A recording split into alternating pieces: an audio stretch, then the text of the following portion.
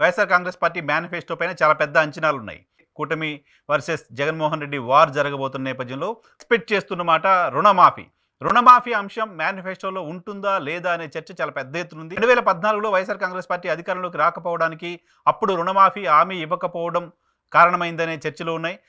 కానీ ఆంధ్రప్రదేశ్‌లో ఇప్పుడున్న పరిస్థితిలో రూ. 2,00,000 రుణమాఫీ చేయాలి అంటే వేల కోట్ల రూపాయలని వెచ్చించాల్సి ఉంటుంది. విశ్వసనీయ వర్గాల సమాచారం ప్రకారం రేపటి మేనిఫెస్టోలో రుణమాఫీ అంశం ఉండే పరిస్థితి కనపడట్లేదు. జగన్మోహన్ రెడ్డి బిలీవ్ చేస్తున్నది చాలా బలంగా, నేను గడిచిన ఎన్నికల్లో ఒక మేనిఫెస్టో ఇచ్చాను, ఆ మేనిఫెస్టోని 90% పైగా నేను అమలు చేశాను, నేను ఏం చేశానో చెప్పి ఓట్లు అడుగుతున్నాను, సో దాన్ని చూసి ఓటేయాలి తప్ప కొత్తగా మళ్ళీ నేనేదో ఆకర్షణీయమైన మేనిఫెస్టో పెట్టి దాన్ని చూపించి ఓట్లు అడగడం అనేది సరైంది కాదు. నవరత్నాలకు సంబంధించిన కొన్ని స్కీమ్స్కి ఇస్తున్న మనీని కొంత పెంచే అవకాశం ఉంటుంది.